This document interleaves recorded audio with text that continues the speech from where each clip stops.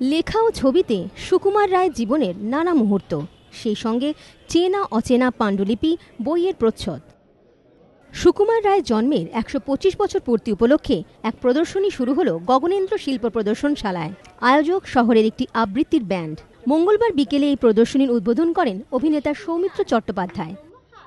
এরা এমন একটা কাজ করছেন যেটা খুব জরুরি কাজ, বিশেষত ১২৫তম জন্মবর্ষ, সেই জন্যে তারা যে আয়োজন করেছেন যে একটা এরকম প্রদর্শনশালায় যেখানে মানুষ আসে, মানুষের কাছে যা পৌঁছয়, সাধারণ মানুষের কাছে, এটা আমি তার জন্য সাধুবাদ জানাচ্ছি তাদের। উদ্বোধনী অনুষ্ঠানে উপস্থিত ছিলেন বহু বিশিষ্ট ব্যক্তি।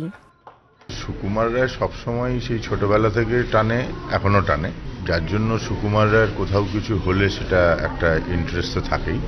প্লাস এটা সুকুমার রায়ের ১২৫ বছর, যার ফলে দাঁড়িয়েছে কি এখন আরো অনেক বেশি হয়তো এবছরে কাজ হবে সুকুমার রায়কে নিয়ে। প্রদর্শনী চলবে বুধবার পর্যন্ত। প্রদর্শনীর পাশাপাশি রবীন্দ্র সদন ও মুক্তমঞ্চে রয়েছে নানা অনুষ্ঠান। মনোজিৎ সরকারের রিপোর্ট, এবিপি আনন্দ, কলকাতা।